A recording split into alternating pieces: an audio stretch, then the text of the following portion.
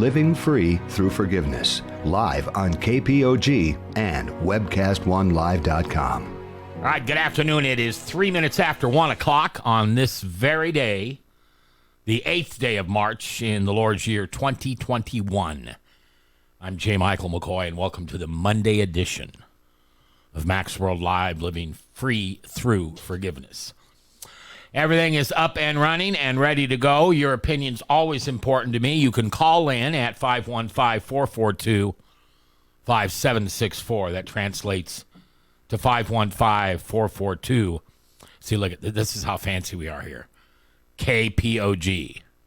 Get it? 5764 is, oh no, you got a cell phone. It doesn't work that way anymore, does it? In the old days, every letter had a number on it. And yes, we had party lines. And I walked uphill to and from school with warm potatoes in my socks to keep my feet. You're not buying this, are you? All right, that's fine. My special guest today is Dennis Barrett. Dennis is what I would consider a healthcare specialist. Spent his all of your working days, or just a few at the VA. Yeah. 28 years at the VA. I had 13 years in laboratory medicine before that. All right, so laboratory medicine, viruses, vaccines, the whole nine yards. Can I just be honest with you for a minute? I'm a little overdone with the talking heads.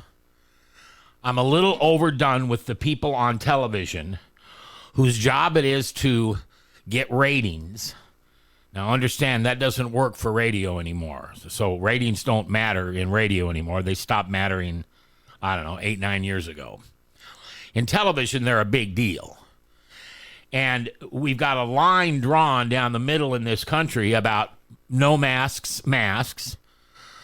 The community's open, it's closed. Restaurants, social distancing. And now the big one is, of course, do you take the vaccine? And so I thought, well, I don't know much about this. I know, you're surprised. You think I know a little bit about everything, but I don't. But I do know where to find the experts. And Dennis is with us today to talk about that. All right, Dennis. First of all, let's talk to me like I'm a 6-year-old, okay? So what is coronavirus or Corona-19 or COVID-19? What is that? Well, it's a disease that's infectious. If I was talking to a 6-year-old, I would say it's like a bug that can get inside your body and make you sick. And so, that's how I want you to talk to me, like I'm a 6-year-old. So compare it to other bugs that gets inside of us and makes us sick that we're aware of today. Well, there are viruses, there are bacteria, there are parasites. Parasites are pretty complex and they're rather large. You mean large in size? Yeah, okay. Compared to bacteria. Okay. And bacteria will be smaller, often single-celled animals. And a virus, though, isn't even alive. It's a strand of DNA. It has the... Wait a minute, hold on. It has its own DNA? It has a strand of DNA, right. And it's different, like ours is all different. Right. So, okay, I didn't know that. So there is a DNA for the virus, and it is unlike anything else. Right, it would be specific to itself. They're also pretty prone to mutate. So this particular virus is already mutated into other forms. So its DNA has changed. It changes its DNA to fit its environment over time. Okay, so you lost me on something. You said that it has different strains. Is that the term you used? Well, right. There are different. So we are seeing that this is mutating already. In Europe, they're dealing with some of those mutations even as we speak. There's one in Britain that has changed. There's one in South Africa that's changed. And those are concerning to people who fight this disease on any level. All right, so mutated. What? Give me tell me what that means. I mean, when I grew up, my kids watched the mutant teenage turtles or whatever they were, but we're not talking about that. It's like code. The DNA, I think, would be best compared to computer code today. And we use the word viruses in computers because they are very similar in the fact that that DNA strand is a code and its relation to all the other amino acids in that strand give it its characteristics. And so just like a computer code, if you get some of that code changed, twisted, then it doesn't function the same way it did. Okay, you used the term amino acids. I don't know what that is. I know what battery acid is. If you break protein down, it breaks into various amino acids. So that's kind of like the molecular building blocks for protein. Okay. And protein's good. Yeah. It's in every cell of your body. Until it gets infected with a virus. Well, you have your own DNA, and that's what's happening is this virus infects you. It gets into your cell, and then it starts replicating its DNA and spreading that out to the rest of your body. Okay. And then it'll take it over. So think of a video game where everything starts spewing out of this infected cell and starts marching through your video game, tearing up everything, and you're trying to combat it. Well, the example that I'm dealing with right now, and I'm very, very careful with what I download, even stuff from quote-unquote real, what I call flesh friends, I very rarely download it, but I lost my hard drive a couple weeks ago. Mm-hmm. It's ruined, and they assume that I got some type of virus. And I know you can get one easily if you're not careful on what you bring in. So how can a human be careful of what they bring in when it comes to this COVID-19? Well, this particular virus is spread primarily through the air, and it usually comes into our lungs, our bronchus, in through that system. So, we first thought maybe it was all about touching, and there might be 15-20%. Because your hands would have the virus on them. Eventually you'd get them in your mouth, or you'd pick your nose, and then you would breathe them in. Well, and we're supposed to be real careful with our eyes. Any Orifice. places it could come in, yeah. I want to say hi to Darren and Jason today. Remember, when you log on to Facebook, you can not only hear us, but you can see us. Now, I have a face for radio. That's why I have a camera on Dennis. He's a handsome guy. So, but we do invite you to watch us. That's called a webcast. When you have just the audio, it's called a podcast. So we don't do it for anything fancy. We do it to be genuine.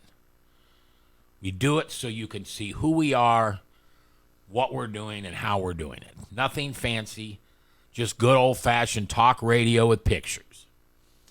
All right, so where, and maybe you can't answer this, but where does a virus come from? How is it created? Is that a big question? Yeah, that's a pretty big question. I'm sure there are week-long seminars on how that happens. My background is more bacterial than viral, but we've dealt with these kind of things before, with viruses that would attack us. In the case of coronavirus, in the case of N1H1, in the case of SARS. N1H1, what'd they call that? The pig flu? Right. Okay. Right. Swine flu. Swine flu. So that one came from people living close to pigs, and that virus crossed. We all carry viruses. There are human viruses. They just live in our body all the time, and we don't worry about them all that much. The pig virus crossed over and gave us swine flu. This is a bat, apparently a bat. B-A-T? Right. Like Batman? Right, that flies around in a cave. Okay. We think that came out of bats. When this first came out, and I despise that time in my life. I truly do, because it all stunk like politics.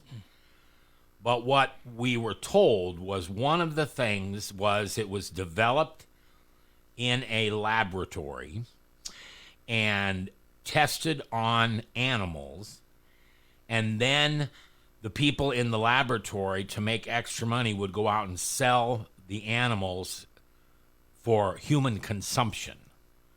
Now, is that just horse hockey? I was reading this morning. There is still a lot of interest in how this occurred. And if we're going to fight it well, we need to know how it occurred. And if we're going to prevent future similar viruses, we need to know how it occurred. And the Chinese government honestly hasn't been very forthcoming. First, they blamed it on a fish market.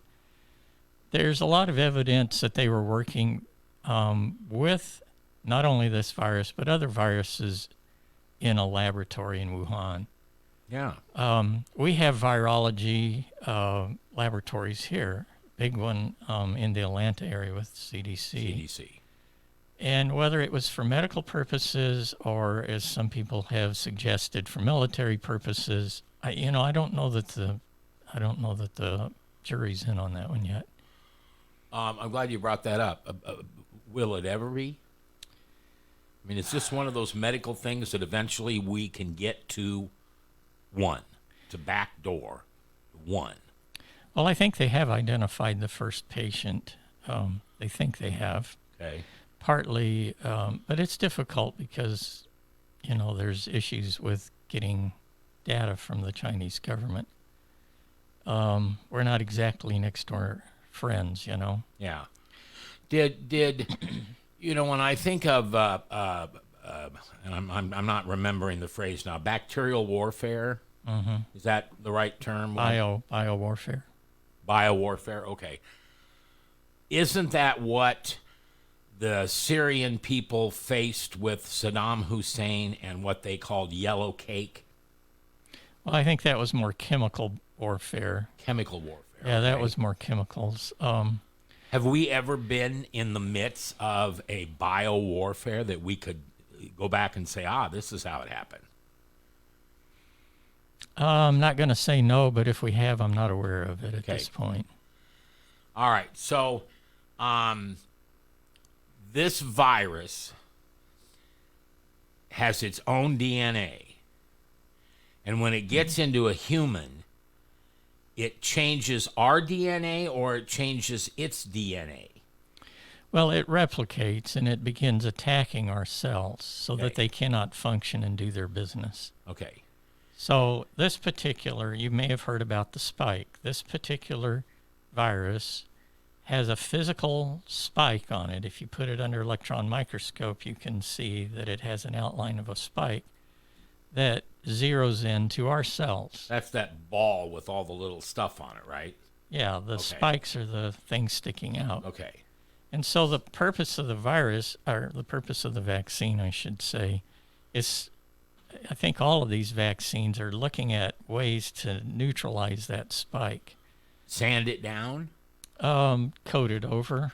Have something else that connects with it, so then it cannot connect with our cells. Would be more of a, I think, of a layman's way of understanding it.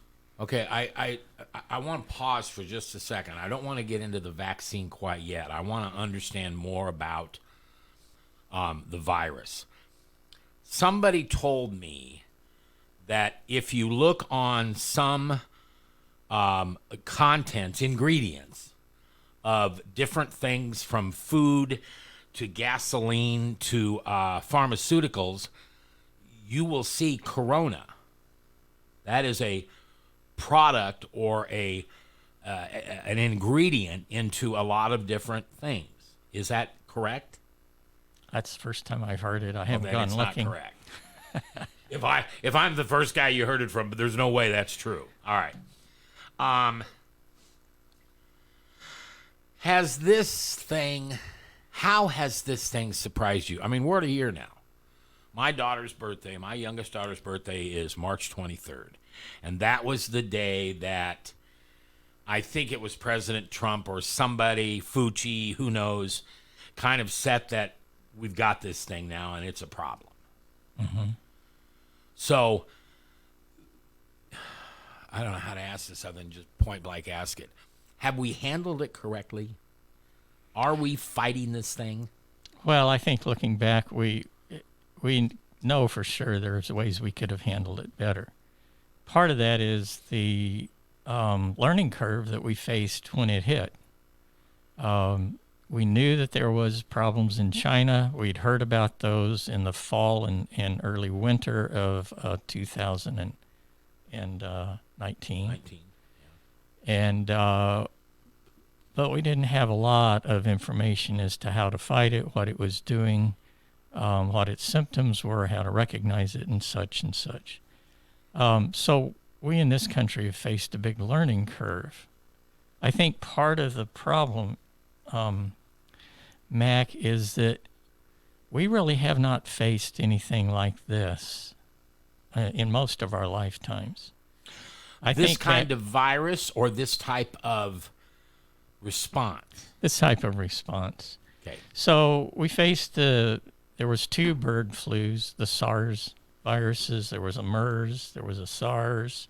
Both of those came from birds.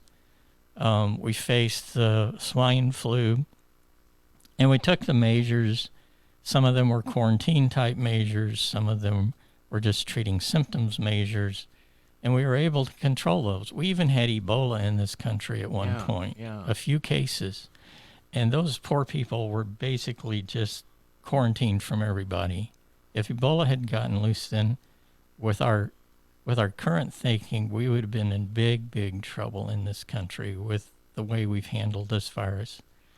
So we haven't really been good about, first of all, we didn't realize that masks would help. We were all focused on, don't touch. Yeah. Social distancing. Right. And wash your hands after everything. And that's still okay and good. But it's not the main route that this thing takes to infect us. So certainly, sadly, it became politicalized. Yeah. And I think that has created some problems. This is a medical problem. Politicians need to respect the healthcare folks and work with them. We may have overreacted with our initial shutdown. Perhaps if we had said, hey, let's everybody wear masks beforehand, the shutdown wouldn't have needed to be so long. And I'm not sure. I mean, as soon as we opened up, it spiked again. I think November was the worst month for deaths here in Iowa. Yeah. I have a high school buddy, a friend, a distant friend. I went to high school with him, and we were friends in high school. He went on to get. I don't want to undercover him or put him out. He's got several major degrees, and one of them is a degree in vaccinations. And the other one is a degree in his studies of viruses. And he's really a neat, low-key, kind of reminds me of you. He's low-key, he doesn't get real excited. Doesn't buy into all the politics. I talked to him one day last week, and he says the biggest problem we're going to face is that we're Americans, and we're prideful, and you can't tell us what to do. And as the weather changes and gets warmer, more people are going to be outside. They're going to be boating. They're going to go to concerts. They're going to open up churches again. And everybody's going to act like it's the same thing. Or everybody's going to act like it's okay. Weddings, class reunions, state fairs. And by the time we hit August or September, it'll be worse than it has been in than it's ever been with COVID-19. I would agree. It certainly could be. Now, he's a virologist, and virology is its own little world. And the more we listen to these people with those kind of backgrounds, the better off we're going to be. Any place where humans congregate together, this thing can hit. And one of the big problems with COVID, as opposed to, say, SARS, so you weren't infectious with SARS until you felt bad. Well, with COVID, I'm infectious a day or two, at least 24, maybe 48 hours before I ever start feeling a problem. Okay. That's that it creeps up on you, and so you can feel fine, go to a party, go to church, go to wherever, and be spreading this to all your friends. Okay, so let's hit pause there for a moment and tell me is symptoms the right word? What is it that I'm going to feel? Well, that's the other piece. This thing is so all over the board that it's hard to understand. My wife and I, our whole family came down, and my daughter, my son-in-law, my grandson, we all lived together. We all contracted this thing in late October and early November. My wife is very ill. She's semi-invalid and had a lot of problems breathing. She has COPD. And this really hit her on the breathing side. For me, it was a headache and fever. Also for my son-in-law, he had a fever for over a week. He just couldn't shake it. But my daughter had gastroenteritis. She had GI symptoms. Okay. So to answer your question, it's all over the board.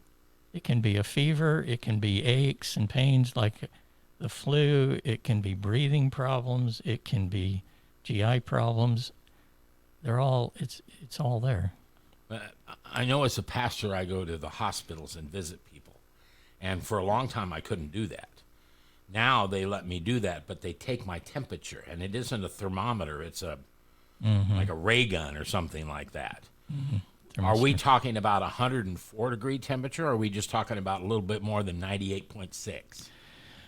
It can be either one. My son-in-law ran 103, 104 for almost a week. You die from that. I had a day where I had a really high temperature, and then it dropped down to like 101 or so. Well, isn't that, I'm going to go back to 8th grade biology. Isn't that the way our body fights off something like the COVID coronavirus?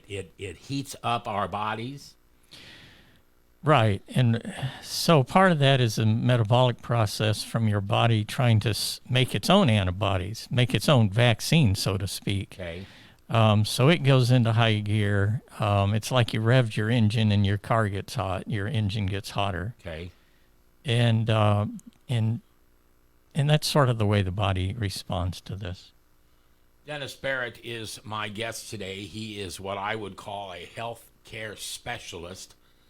Been in healthcare at one point or another for all of his career.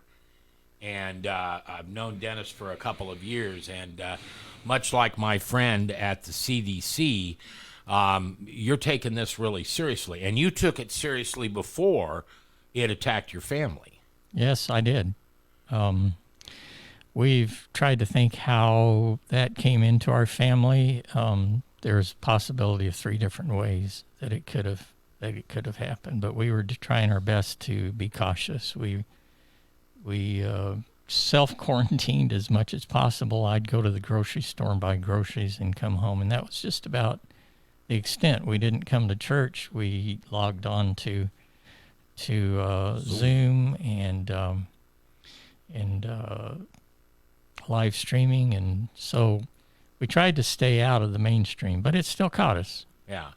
I think I heard this, and I don't know if it's true. Well, actually, I think it is true, that this virus, what was the name of the town you said it was possibly linked to the beginning? Wuhan, China? Okay. That's also where Zoom was created. Oh, is it? Yeah. The company that owns Zoom comes from that same community. Same. And I don't think there's anything there to try to link together. I just think it's interesting. Huh. All right. So, I'll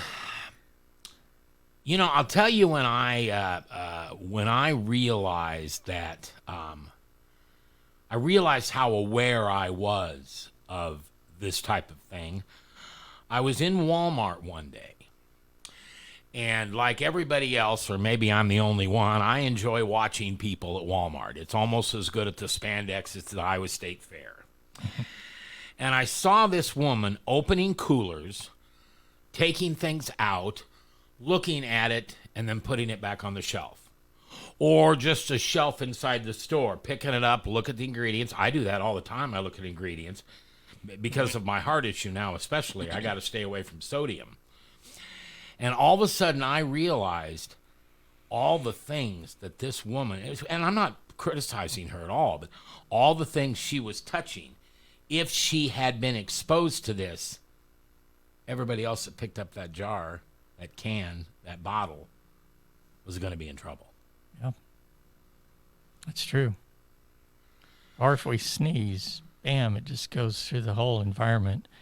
You know, one of the things that people aren't talking about, and I have 2 boys that deal with HVAC, and that is in the hospitals that we had to deal with, that I worked in, we had to deal with the potential for viruses or bacteria or anything to be floating around in an operating room. And so there is a whole system of HVAC that you put into an operating room that's way better than anything that we put into our offices or our churches.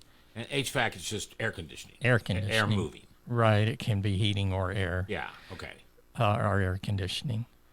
And one of the things that's getting very little attention, but I like to see these articles, and when I do, I read them, is that people are calling for our schools, our churches, places where we know that people congregate to change their systems at least enough to accept these HEPA filters that are finer and that will catch some viruses, clean out your ducts, the ductwork, and you know, take a different view of that, because that's where we're probably going to find it most. You talked about going outside and boating and stuff. If we're not in close proximity and there's a little breeze, that's going to carry it away. It's going to be where we congregate inside a building that's going to be the highest risk, I believe. Okay, now I've got to go back and ask you this question. If the breeze carries it away, doesn't that mean the breeze carries it closer to someone? It could, but it's like spitting in the ocean, you know. Okay. It's right. diluted. Yeah, all right. Okay.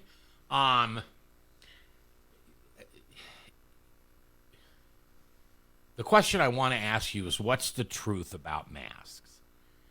But I don't know if that's an unfair question to ask, because maybe none of us really know. You know, now they're telling us that we need to double up on masks. And yet the governor, and maybe this is all political, she said there's no longer a mandate for masks. We are opening up restaurants in Iowa. We're opening up, I guess movie theaters are coming back on Father's Day weekend, supposedly. A mask isn't going to help me if I'm sitting in a movie theater with somebody, even if I socially distance myself.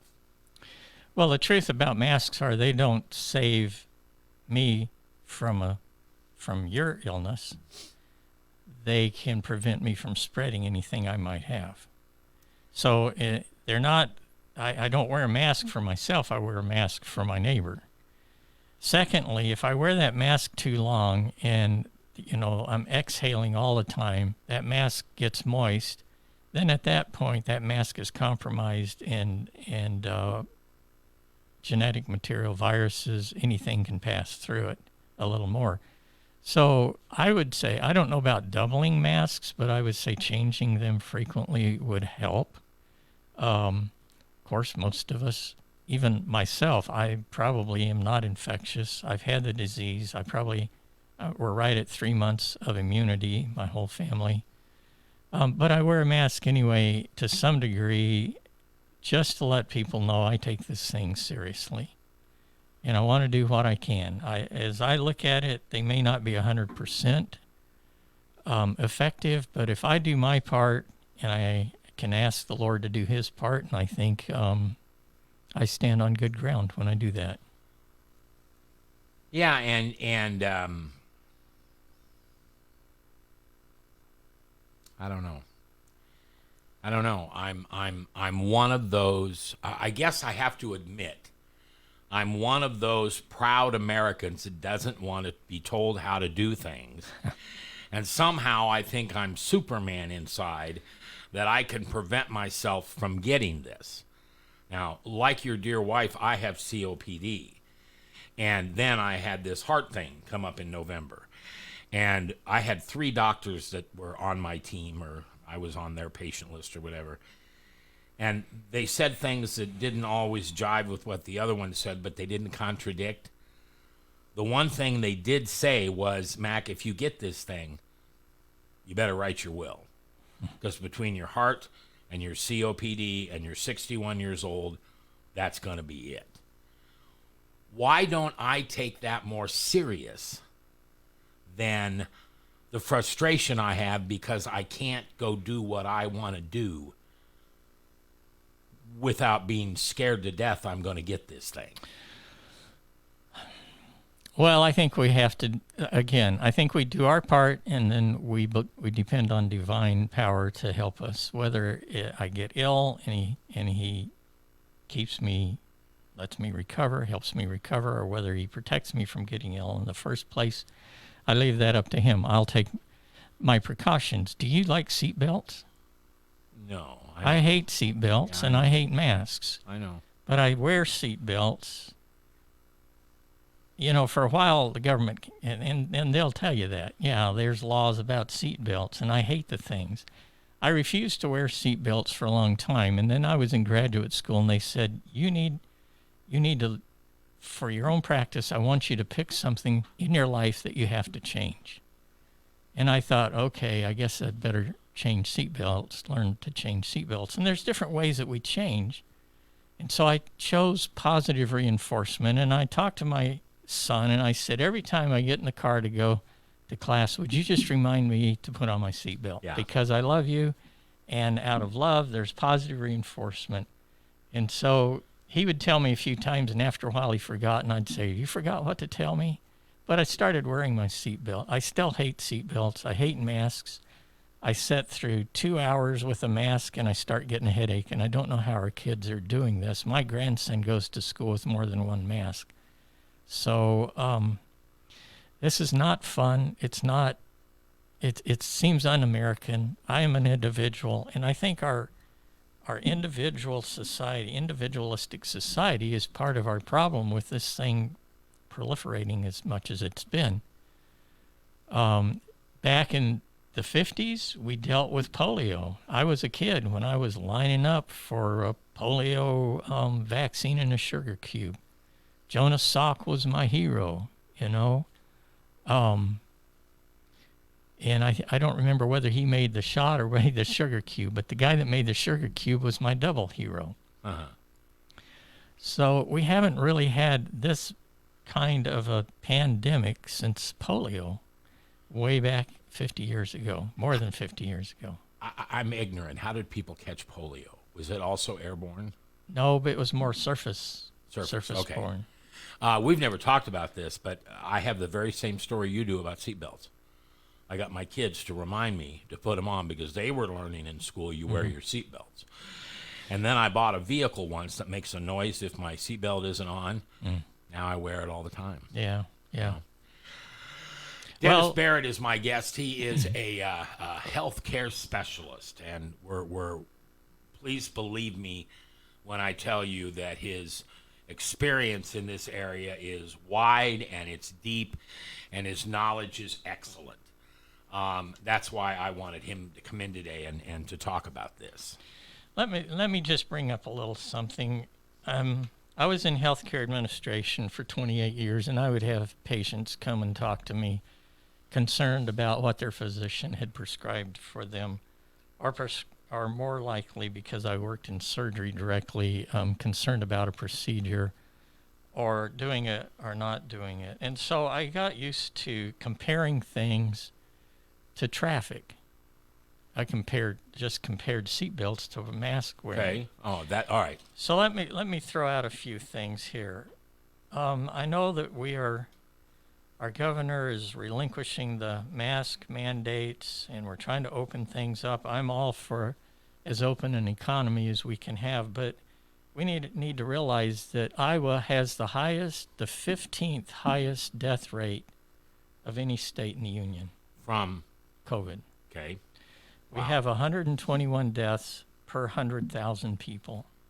And so out of 50 states, we're number 15 at the high end or at the low end, whichever you want to say. But we have more deaths than average. We're 12.5% higher than the average number of deaths. I'm not talking infections, I'm talking deaths. Is this because our population is older? It could have something to do with the age. Okay. It could have a lot to do with how we have responded. But, man, this really hit healthcare workers hard in November. Yeah. And some into December, and it's likely to do that again. One other thing that I've tracked over time, and that is your chance of dying in an auto accident versus your chance of dying from COVID-19 here in Iowa. And those stats aren't all that hard to find. So today, after you called me, I tried to look those up, and I'm not sure. The traffic accidents aren't hard to find. 335 last year, 335 traffic fatalities in the state of Iowa. The first data I got, I think, for Iowa was to date, and those numbers are about almost 2,000 higher than what I finally settled on. It looks like, from the best I could come up with, it was 3,891 cases. I think KCCI tracked that pretty good during 2020. 3,891 deaths. That being the case, my chances of dying from COVID are 11 times greater in the state of Iowa than my chances from dying in an automobile accident. I hope that kind of puts some things in perspective for most of us, because we all live with the risk of dying in a car accident. Well, or being maimed or what have you, or just having a fender bender. So some of us have a COVID case and we're back in circulation in a week or two, and that's kind of the fender bender of this thing. But there are people that are dying from it. Yeah, and for those of you that are not watching this and just listening, Dennis has a mask on. In fact, I don't think I've seen you without a mask for a year.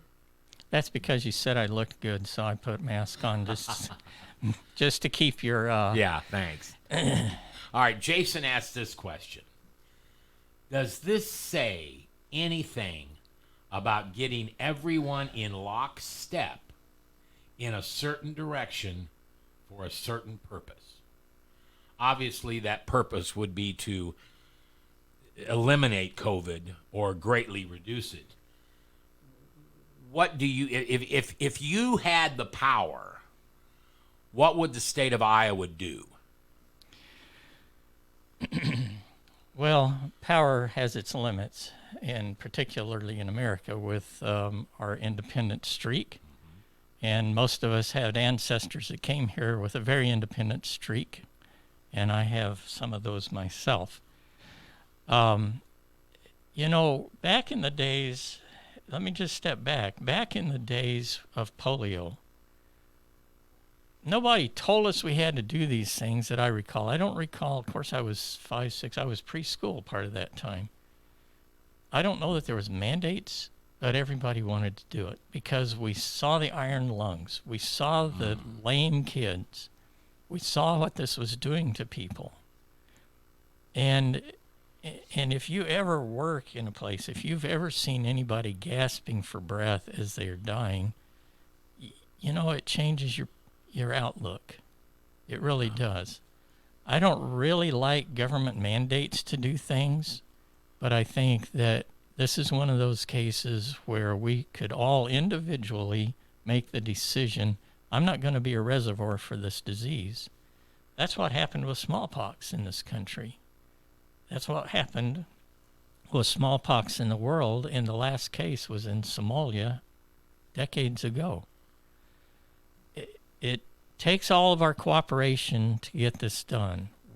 Whether the government does it or not, I think we need to use our power to get the message out there to say, you don't want to see your loved one gasping for breath, and I don't want to be the person that passes this on to you And maybe you just have a fender bender kind of experience, but you pass it on to somebody else, and they pass it on to somebody else, and eventually somewhere in that line somebody dies. I don't want that on my conscience. Dennis Barrett is my guest today. He is a healthcare specialist, and as you can hear from our conversation, he's not messing around.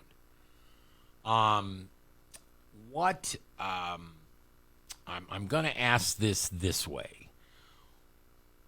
When you see someone doing blank, you're very disappointed or even a little angry.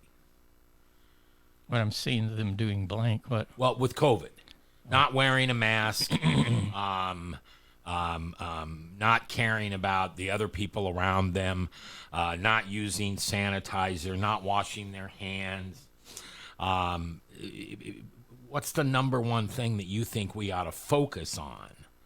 Is it the mask? Well, I think at this point it's the vaccine. Okay. I really think. I mean, masks are a Band-Aid on this thing. Okay. It was the best we could come up with given the situation. The real thing is to get a vaccine, in my opinion, because that will help us create immunity across the whole spectrum of this society. And I don't know if you'll stamp out the disease. There are some diseases that have just disappeared. Spanish flu did that way back into World War I. But then we have the common cold, which is a disease and that we've never been able to get rid of. And influenza. Influenza, yeah. Yeah, and flu. They just keep on and keep on. And what we don't know is corona going to be more like the flu? And it almost seems like that's what it's going to be. What do we do then? Well, I mean, we can't. Should we be a country that wears a mask everywhere? Should there be a governmental punishment or something if you're not wearing a mask? I don't know that it's been shown to be that effective. I think there would have to be some more research done before anybody would make something like that. Okay. It flies in the face of much of what we believe in America. We don't, we're not going to wear what do they call it, a hijab, or they cover their face and everything in the Middle East. Yeah. I don't see us going down that road, but we need to take every precaution that we can. And then as we roll out the vaccines, those are going to help more than anything. There may have to be a series of vaccines. We may have to get vaccinated on an annual or biannual basis if this thing keeps mutating. I don't know. And that kind of brings us to the point. You believe that we should all get a vaccine. I think that's the only way to even hope to bring this thing under control. Okay. What do you say about those reports or those people who have severe after effects? Let me take away the word severe. Who has after effects after getting the vaccine? I don't know if you heard this today, but it's right here in Iowa somewhere. They shut down an entire school district because all the teachers, or a lot of the teachers, got vaccinated, and they all got very sick. Mm-hmm. Now, that was probably one vaccine, and we've got, 3 of them out there right now? There's 3 possibilities at the moment. Okay. They're still working on more. And I don't know which one that was. That would be good to know, nor do I know. So somebody could have come there that's sick. Right.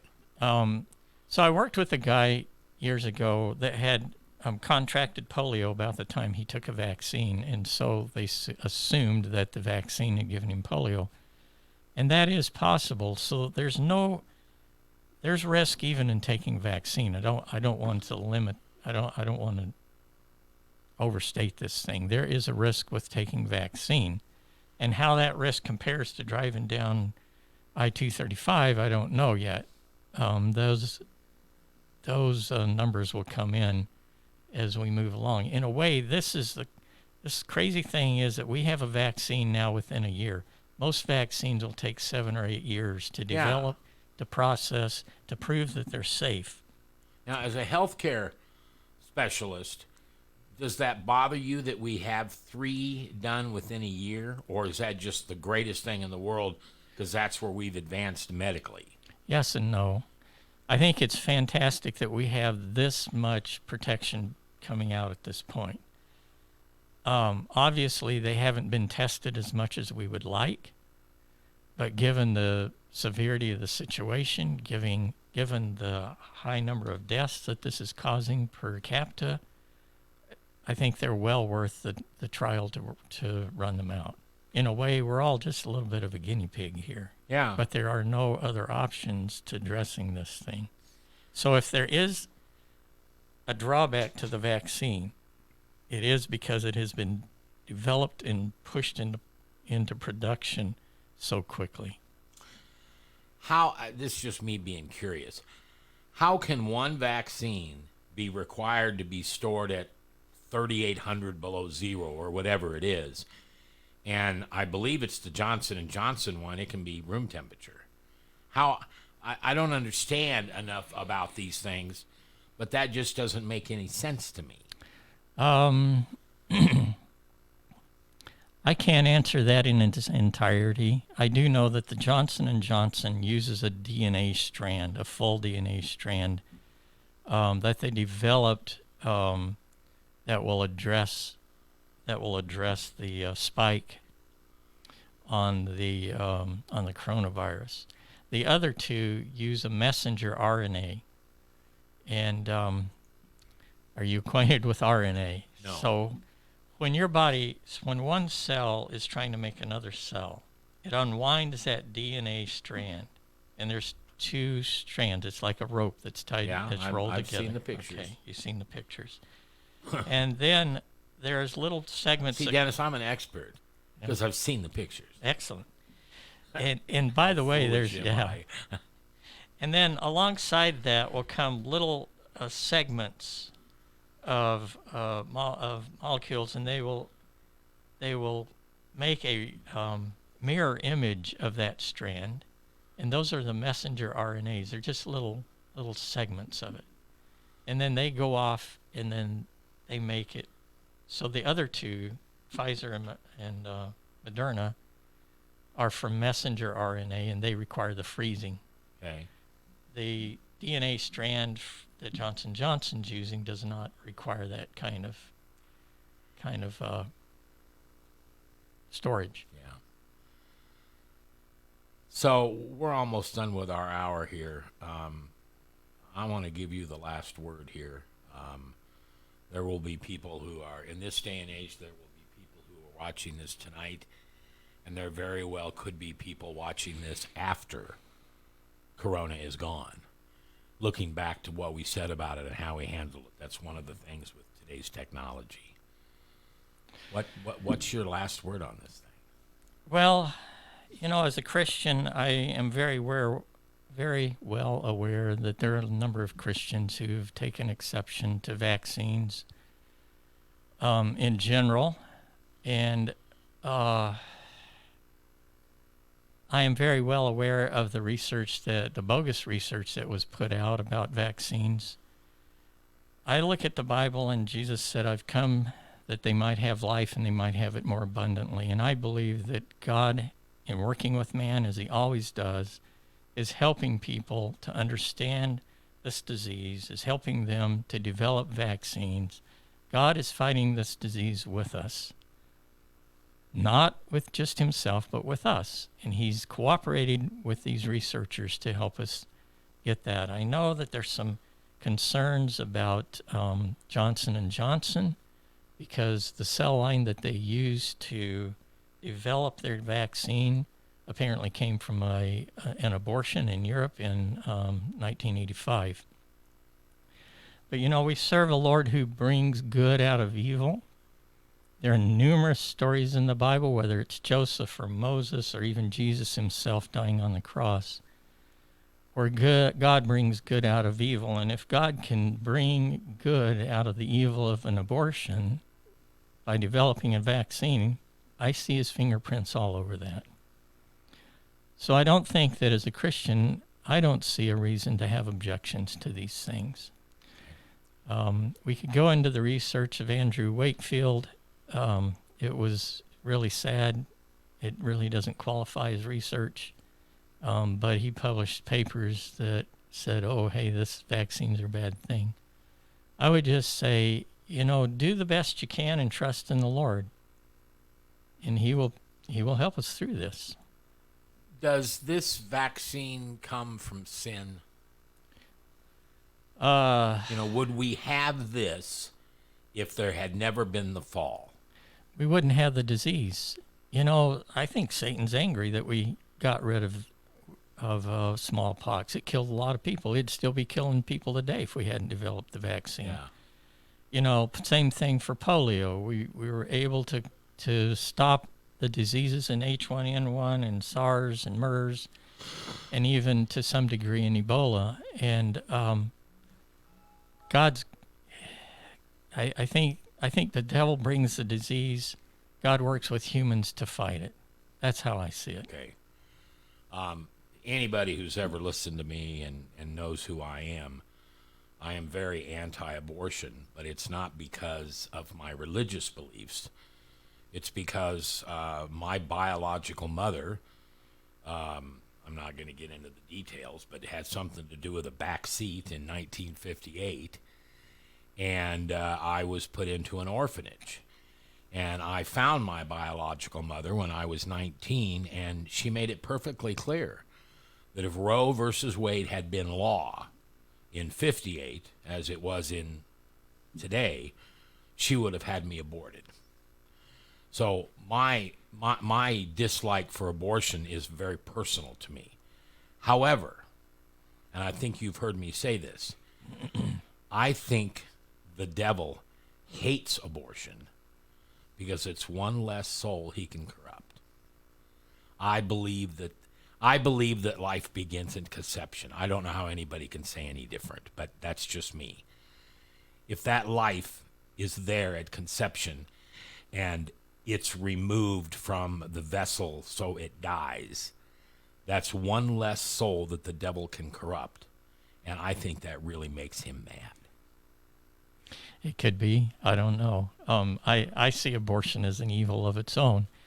Just though we need to put one thing out there, that technically, when we say somebody's had a miscarriage, that in the healthcare profession, that's often referred to as a spontaneous abortion. Okay. What I do not know about this abortion that took place in the 80s in Europe was it spontaneous? Was it an abortion of convenience? I don't know. I just know that we serve a God that brings good out of evil every day, regardless of how he chooses to do that. And we need to cooperate with him in that. Dennis Barrett has been my guest over the last hour. He is a health care specialist, and as you can hear, he's incredibly passionate on what we are all suffering from. This is something that we all have in common. Yeah. It's not just affecting men or women or elderly or the young or a color of our skin. This seems like an enemy that attacks anyone and everyone. And maybe we'll look back someday and say, boy, if we just would have worn the masks for a year, or they'll look back and say, we should have had a massive inoculation. Is that the right word? Mm-hmm. Where you the government required you to get the vaccine, excuse me. I don't know what that'll be. But like you, I love Jesus. And I know God is an almighty God, and he's in charge of everything, and he does make good out of what man screws up. And I can't wait to see what he does with this one. One more quick point. I can get the vaccine for myself, but I might also get it for my neighbor. God called me to be my neighbor's keeper, my brother's keeper. I had an experience with this, and I didn't like influenza vaccines at all, and I would kind of skip them at work if I had the chance. And rarely did I get the disease. But one summer, there was influenza going around. I think it was 17, maybe it was 18. And there was no vaccine for it, but I took it home. I was sick. I was very sick. And I gave it to my wife, and she nearly died. And after that, I thought, I'm not getting this vaccine for myself. I'm getting it for her. Yeah. I'm getting it for someone I love. And I think that is also a motive that we can have to say, hey, I'm going to go ahead with this. Yeah, it might not bother me too much, but it might bother somebody else. It might cost them their life. Thanks for coming in, Dennis. I appreciate it. You're welcome. All right, and that will do it for today's Max World Live, Living Free Through Forgiveness. As I've told you over the last couple of weeks, I have an excellent employer. By the way, this is the first time I've had a boss other than me since 1983. And I work for some stupendous people who have now adjusted my working schedule so I can be with you every afternoon at 1 o'clock. The only time I won't be with you is on Thursdays because we have a live, literally ocean-to-ocean border, no borders actually, of people who love Jesus, and it's a helpline for prayer, and it's live, and it originates here on this station. So nothing I have to tell you or say to you is as important as encouraging people to pray. And so I would ask you to pray. Pray for Dennis, pray for his wife, pray for your family, pray for me, pray for Mr. Biden, please, and Kim Reynolds. Pray for those people who God has put in power. Because if you read Romans 13, Paul makes it clear, whether you like Joe Biden or not, or will like Donald Trump or not, God put him there.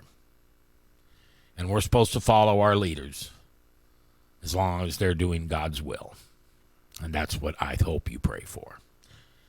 The other thing is, I always try to say at the end of the program, you're holding a resentment against somebody.